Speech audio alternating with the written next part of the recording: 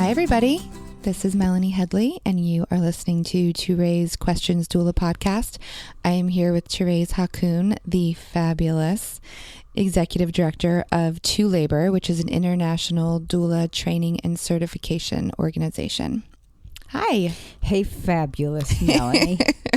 It's nice to have you back in the studio. It's been a little bit of time. I've missed you. Yeah, it's been good. I know. I'm sorry. I've been running around and having a ton of babies. I know.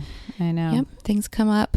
I know. That's what I told everyone. It's the busy life of a doula. It is. Just a mom and a worker overall. Yep. But I'm glad that we're here. Me too. And we're getting closer to the holiday season, or we are, I guess, in the midst of the holiday season. We're here. See, my life since no little children is so different, and no school reminders of all the stuff that's going down. That because in our family now, we Christmas is celebrated in a very non-present way. So there's no pressure on me to go out. That sounds amazing. Yeah, and it really it's a lovely time because we spend time together. Those of us who can get together, and that becomes the present.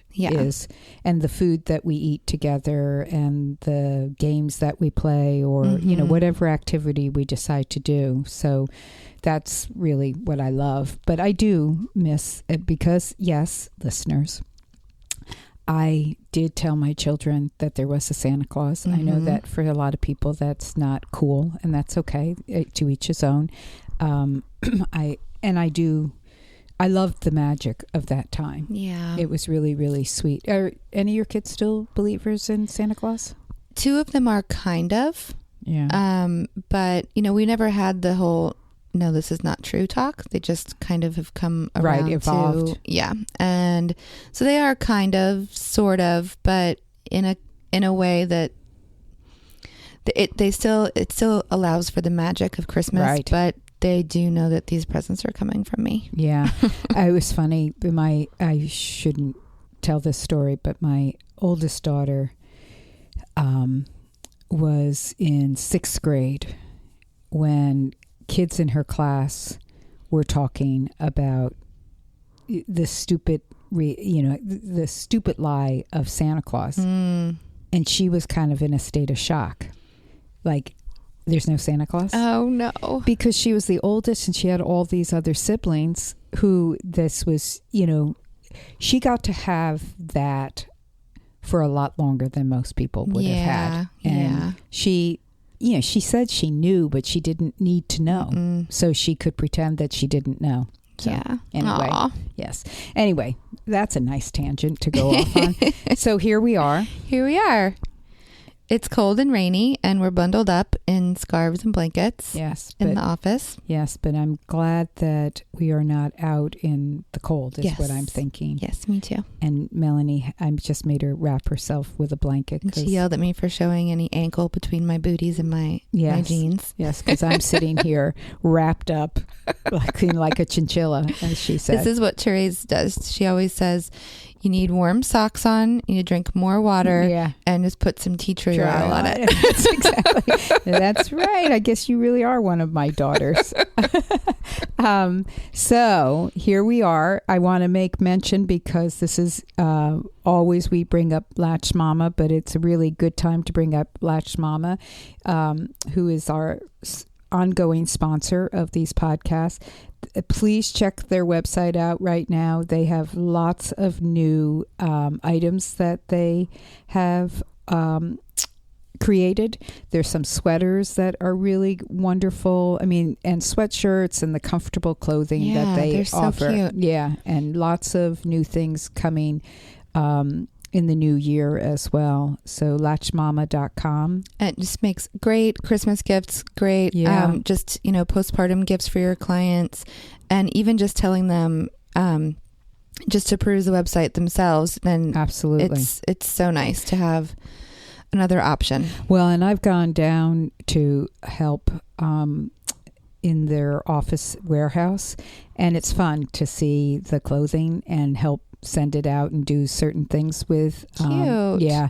But what's really great to me is just seeing from all over the country, the different people who are buying their clothes and wearing their clothes, and their feedback is always how comfortable they feel in their clothing. So, yes, if it's not for you, certainly it's something you can recommend to your clients, because everybody wants to be comfortable. And again, you can wear clothing that where you just pull up your shirt or, pull down your shirt, dress, whatever, to nurse.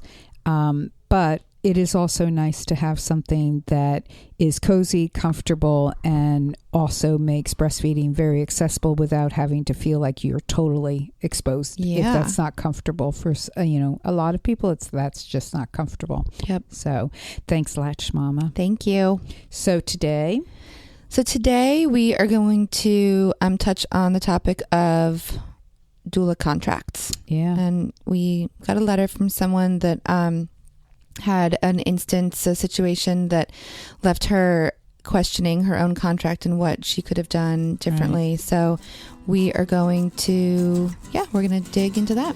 Yeah, I think that'll be good. So stay tuned. We'll be back in just a moment.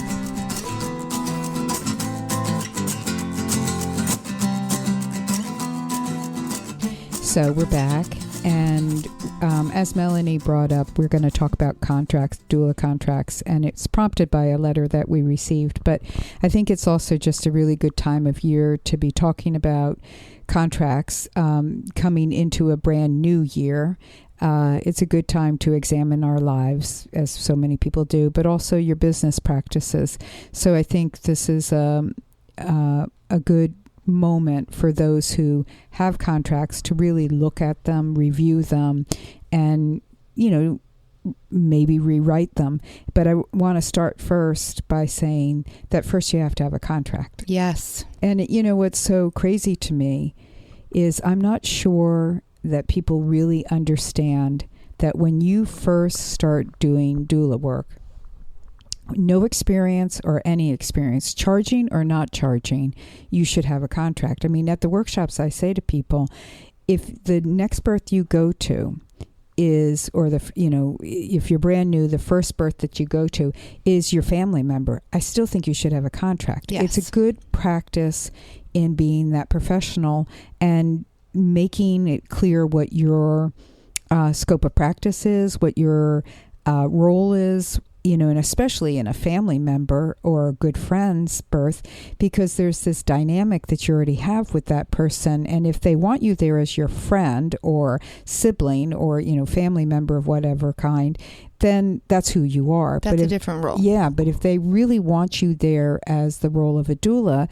then giving them a contract that goes over everything sets that parameter right there. Yeah, it sets the precedent for professional.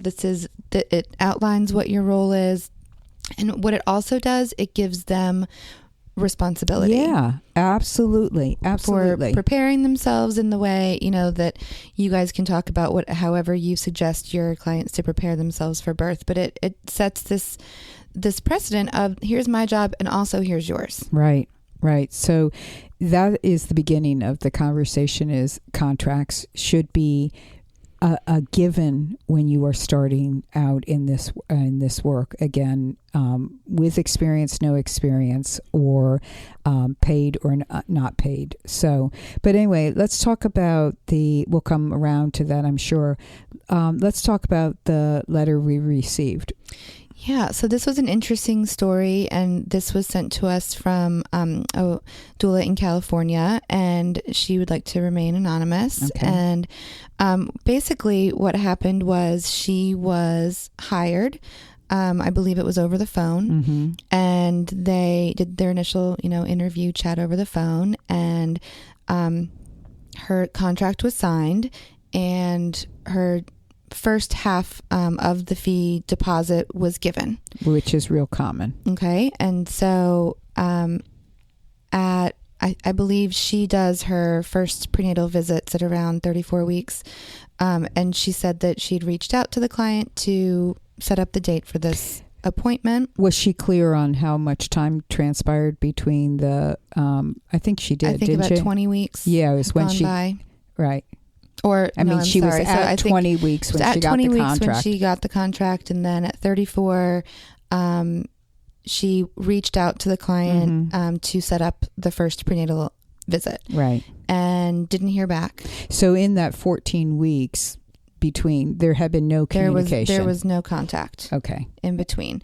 And that was clearly stated in her contract of when they would meet. Okay. When the first meeting would be. And the client had been fine with that, apparently. And I guess the client also knew, though, that they could call this person. Yeah, so she sent us her contract so we could have a look at it. And within that contract, it did say, as soon as I am hired by you, you are, I am on call for you now with questions, worries, concerns. Right. So it wasn't like you can't talk to me until you're 34 weeks. It's the Correct. Door is open, but here is our definite given. At 34 weeks, we will be meeting. This is the kind of appointment we will have, right?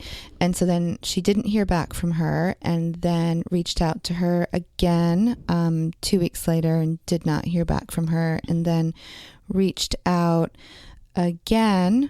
I think within that same week, she said, and didn't hear back from her.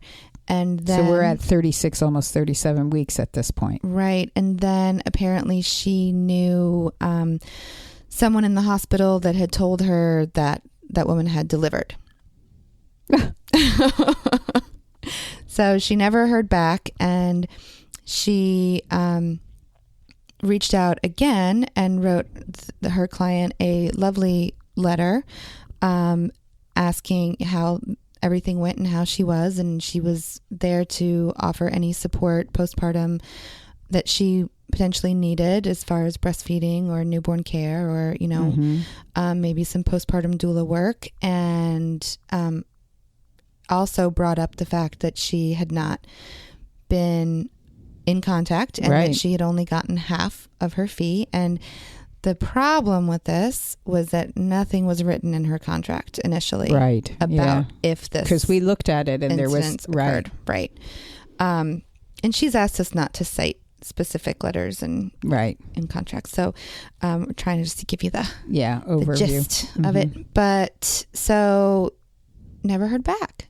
So we've talked about this, and it's definitely caused me to relook at my contract. And so it should, because did you have a clause in there about if you had a client who did not call you? I did not have that clause. So thank you, doula from California. And you're an experienced doula, and obviously this has never happened to you, so therefore why would you even consider it? Right. And that's why we think this is really important to be talking about it, because it could happen to you. Exactly. So did this person never get any feedback from the client? So as far as we know, no. And I think this has happened recently. I think she was reaching out to see what should she do in this case. I think at this point she was ready to let it go, but asking about what she could add to her contract for future situations like this. Because I guess this probably goes without saying, but this may be very necessary to say at the same time. The problem with this are two things. I mean, one is that doula designated time she created a space for that person. Right. And so as we've been talking about this, that was my first issue, where I block out 4 to 5 spots a month for clients. And as soon as I get what I require from clients in the beginning to be put on my calendar, that spot is done. Right. And so if you don't take anyone else. I don't take anyone else. And if I get inquiries, I refer them to my doulas in my practice. Right. And then if I were to miss out on one of those births, I'm down half of my fee. Right. And I've already allotted that for my budget, for my, this is my career. This is not an extra. Right. So then that means my kids are out of half of that fee. Right. As well. Exactly. So this doula lost half of the money. Right. And the ability, I mean, really half the money in the end, because if she had taken a client on instead of this person, she still would have gotten she would have gotten the same amount of money down at the front. Right. And so you can look at it as, well, she got whatever half of her fee is. I'm not clear on how much she charges, but she got half of her fee to do not much work, to harass a client here and there, and probably some stress. But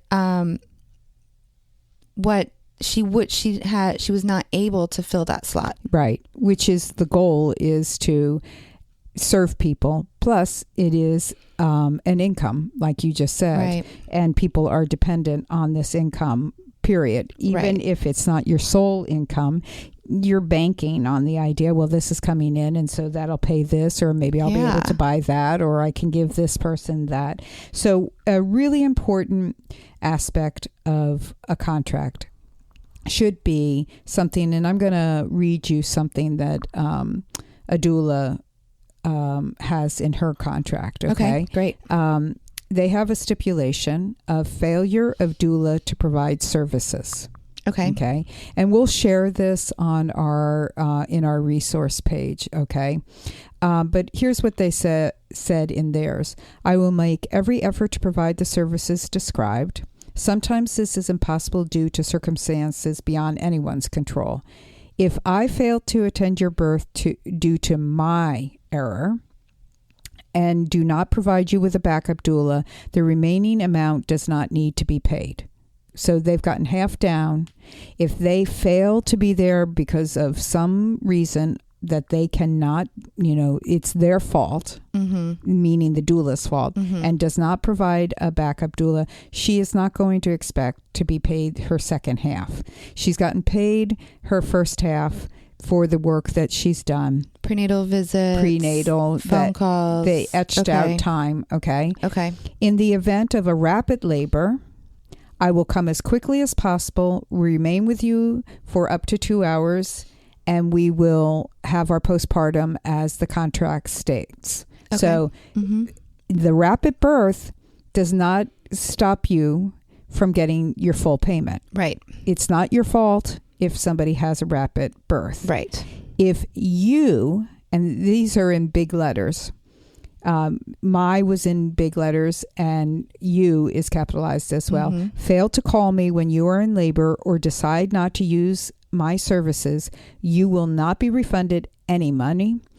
Other women have been denied the opportunity of having my doula services. Yeah. And so this person obviously has... And so expects the full fee. Full payment. Okay. And this person's policy is they get half down up front, and then they get the remainder at 36 weeks approximately. Okay. And when do you get yours now? Let's see. I do half at contract signing and half at my second prenatal appointment with them. Okay. Which would be about at what week then? 38. Yeah, 38. So this is something to really consider, making it clear what the stipulations are around if a birth is not, you are not present at the birth.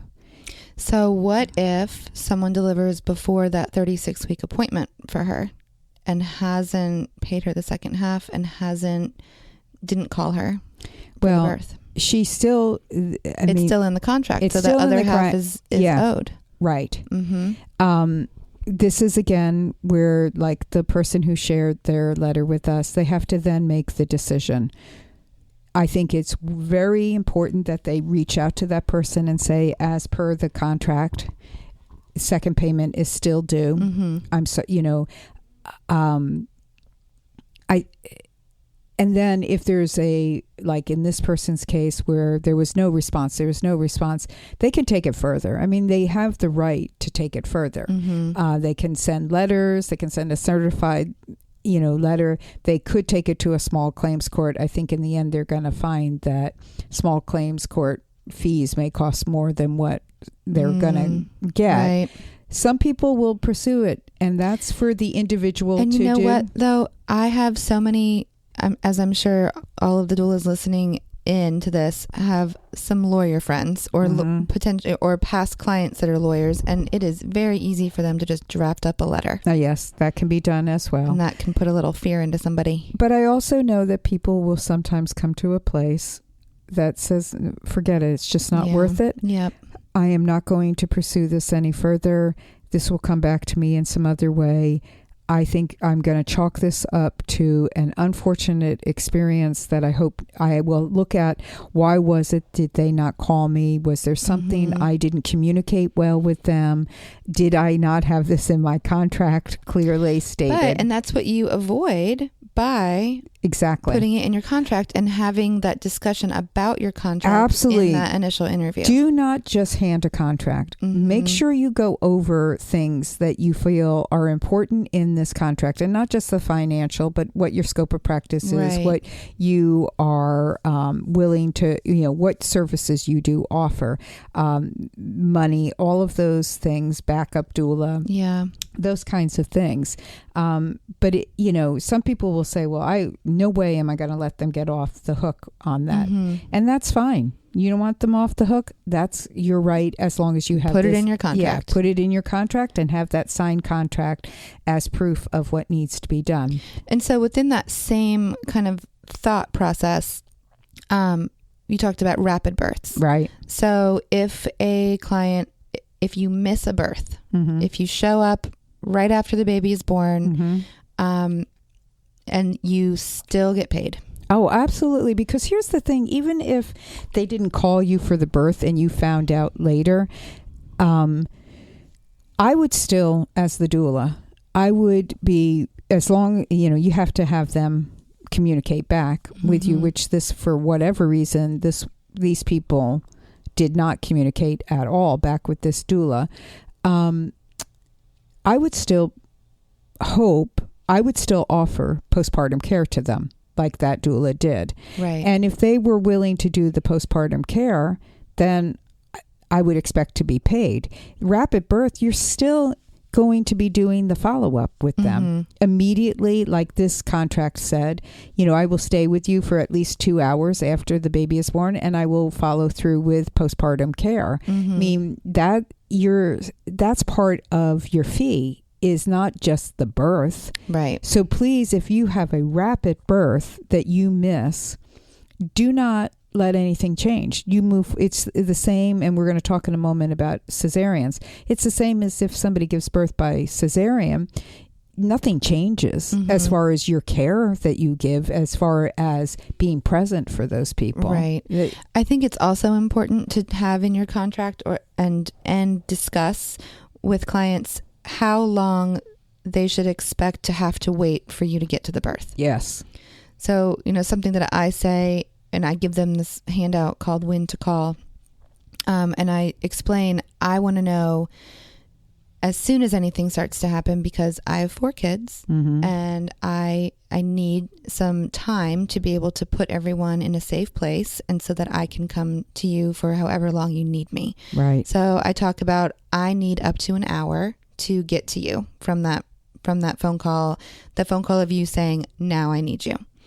And that is helpful that is not the first phone call that I'm receiving. Right. So that we are talking, we are on the phone, doing work together, and then we make the decision together when to come in.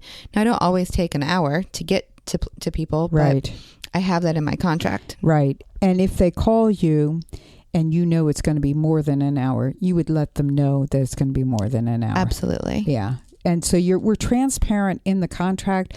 The earlier your clients can, we obviously don't want to talk to people all the time. But I would rather talk to them more than not show up at the appropriate time, which means too early or too late. So, if we've all had this experience where somebody says, well, I think this is happening, or my water broke and my contractions are getting a little stronger now, but it's still really manageable. You're already your brain should start functioning like, okay, what do I need to do to put things in place? Because at least in possibly the next half hour, or 8 hours, they're going to need my support. So those are the kinds of conversations that you want to have prenatally, and that can be discussed in the contract in a minimal amount. And then, but I think definitely should be put in a contract when I need to be called. Like, you have a separate sheet. Is it in your contract as well? Yes. That you need at least an hour. Yes. Yeah. And I think that's important. And I've seen that in a lot of people's contracts, and I've seen it not in a lot of people's contracts. And some people will have to change that also. I know, depending on the area where somebody lives, it may take 2 hours to drive to a birth. Right. And you can choose your the time frame. Time. Yeah. Right. So this is an important part of it. I also wanted to put in here that, somebody also has worded it just this way. Okay. I will make every effort to provide the services described here, meaning up above. Sometimes this is impossible, for example, with a rapid labor. If I or my backup fail to make it to your birth due to our error, you will not be liable for the balance of this fee beyond the deposit. If it is due to your failure to call me, payment will be owed in full. I want to just put in here, when they said sometimes this is impossible, for example, with rapid labor, again, that does not mean that they should not get paid. Right. It's only if they create a situation like they're on call for a birth. It's 39 weeks, this client, and this person, the doula, has decided to go, to some event that's 3 hours away. Right. They can't get back in time. They feel like they're not going to be able to get back on time. They call their backup doula. Their backup doula is not available. They call another backup doula and nobody's available. Then that's their fault. Right. They shouldn't have gone. That is a tricky situation. Yeah, but they shouldn't have gone. That makes my hands start to sweat. Right. They shouldn't have gone to that event at 39 weeks. Right. If they didn't have a secure backup. Exactly. So my question would be, I was out of town 3 weeks ago for a wedding, an hour away. I had 3 clients on call. I was on call for, and so I had 3 backups just in case all of them went, and talked about it ahead of time with each client and each backup, and they had the information about the clients, and I would have felt, horrible if that would have happened, but that's where you really have to put everything into place beforehand. That's it, because what would have happened, Melanie, is if they had gone into labor, one, they would have called you. You would have said, okay, I can leave. I'll be leaving now. I'll be there within an hour, an hour and a half, whatever, 2 hours. That may have worked out fine. But you would have then also said, but I'm also going to put the backup doula on alert in case things change rapidly. Then they are going to be there for you, and you would have moved according to that. Right. If it felt like I can't leave at this moment, like I just can't. The wedding is about to happen. I'm, blah, blah, blah, whatever the reason, I can't get out of here. Then you would be upfront, like, I'm sorry, I'm not able to come right now, but we've got this plan, as we've discussed, the backup doula. I'm going to call her. We're going to be in touch. When I get back, I will do the best that I can. Then you follow through from there. Right. Right? Yep. Right. But this has to be not only written out, it has to be discussed with clients. They need to know, what is the plan here? Right. Because the last thing they like is the unexpected, because birth itself is so unexpected. Oh boy, I know. So we want to be transparent. Okay. All right. I like all of these things so far. And so then the last thing that I think would kind of fall under the same category as far as contracts and just unpredictable situations arising. What if the pregnancy goes in a way that there needs to be a scheduled C-section at the end. And I think this is a really important thing that comes up a lot. You know, people have this misconception, I think, because of lack of communication, that if it's a cesarean, then a planned one specifically, that somehow they don't still need a doula.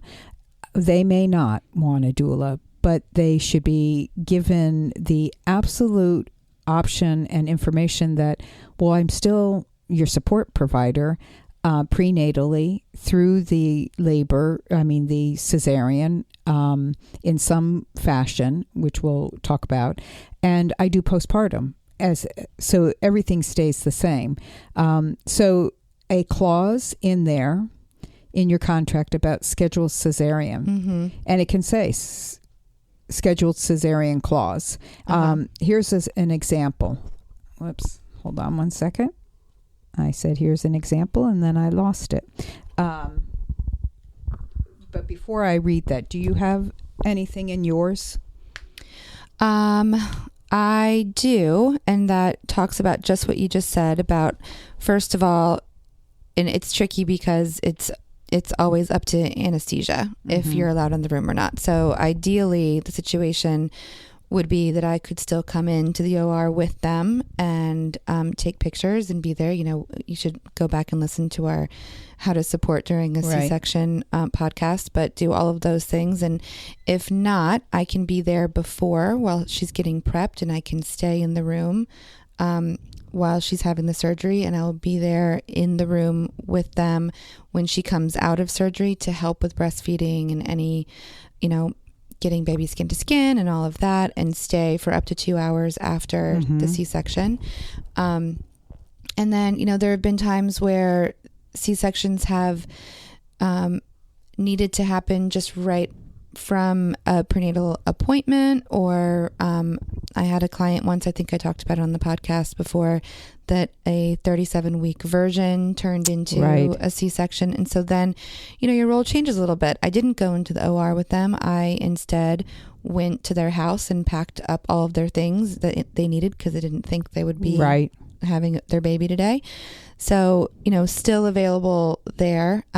And then, of course, again, follow up postpartum. And so you're still spending time, you're still offering support and helping with breastfeeding. And I think the reason these things are important to put in contracts is not just for the financial, it's for the clarity for clients, because they're not thinking all these thoughts, or if they are, they're assuming you're there for a vaginal delivery, and in many cases an unmedicated delivery. So how is this going to look? Right. So this person, here's an example.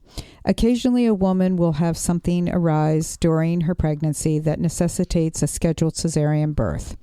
If the decision is made, this person wrote, and Melanie and I have comments about that, is made 2 weeks or more before your due date. You may choose to cancel my services with no further payment and owed beyond the deposit. Alternatively, you may choose to have me come with you to the hospital, accompany you during surgery, or wait in the recovery room and assist with breastfeeding and adjustment in the first hours after your birth. In this instance, my full fee will be payable. I think for me, what I would want in there is just that that I would leave out the 2 weeks. 2 weeks. Yeah. Or that they... 2 weeks is not enough time to get another client to fill that slot. Well, it's also this. I feel like, and if I spent some time rewording this, I would reword it in a different way. Leave out that if this decision is made 2 weeks before your due date, you can decide not to have me. I wouldn't necessarily offer that as an option. I would instead offer them, okay, my role will change. Here is the option. I can come be with you in the surgery, or I can wait in the recovery room. I wouldn't even give them the option of pulling out, only because they still need a doula. Right. Like, I don't want... if they say on their own, well, what about the option of just not having you at all? Then you could say, okay, but here's then what this looks like. This is a choice you're making. I'm fulfilling our contract your payment would still be due. But I think that they probably wouldn't even say that because they would be so grateful that you still wanted to be a part of their birth and the connection and the postpartum. Just understand that what that support looks like. Yeah. I think the same thing needs to be talked about with having pain relief in labor. You know, some people think, oh no, I don't need a doula because I definitely want the epidural. Right. Or what if I choose to have an epidural? Right. Then I don't need the doula anymore. And there's still a lot of support that doulas offer after having an epidural. And I always go to, we have to remember and remind the clients this, and clients don't often know this, especially if they've never had a baby before, that it's not just about the birth. It's the after they give birth to their baby, the immediate time after and the days after and the weeks after that you are following up with them as well. So I think we'll give these examples, as I said, on our resource page. I would take out that if you choose not to have me there, that would be something they could bring up on their own. Mm-hmm. I think it would be more like, here are your two, here's how we would proceed with this. But, your fee is still due. I mean, is to be paid in full. Cesarean doesn't change anything. Right. Just like short labor doesn't change anything. Right. That's not nobody's fault that the labor went fast. Right. And, birth work is just such a crapshoot. Yeah. You never know. You just never know what's going to happen. And, to really create a career out of this, you've got to understand and be flexible about some births are going to be 18 to 24 hours of your time. And some births you might miss because they're so fast. And some births are going to be 3 to 6 hours. And you just, you've got to be okay in receiving the same amount of money for all of those births and factor that into what your lifestyle is. Right. And again, going back to making your clients also understand that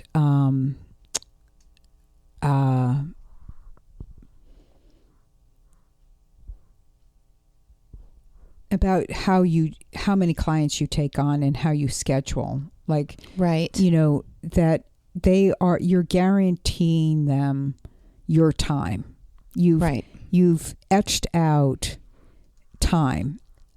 As far as money goes, as far as family goes, as far as life goes. Like one doula wrote in hers, because of the nature of this work, I can only take on so many births each month.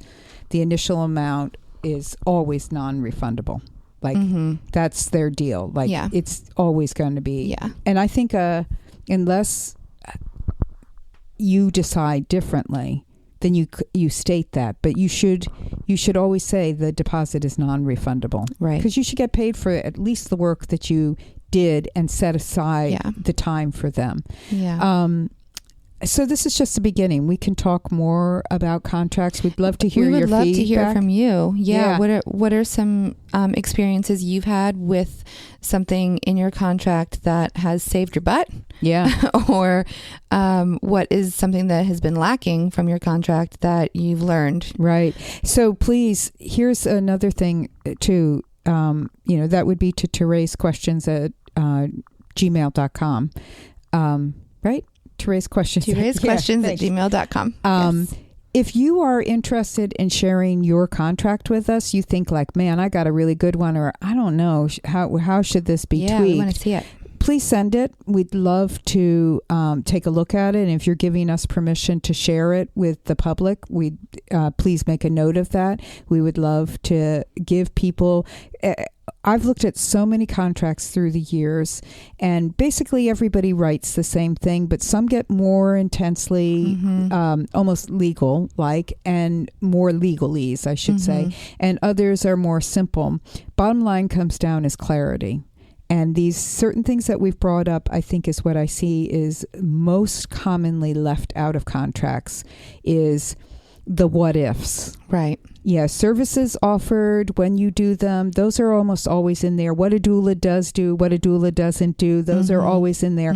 But there's these other things that even very experienced doulas, you said it yourself, you didn't have it in there.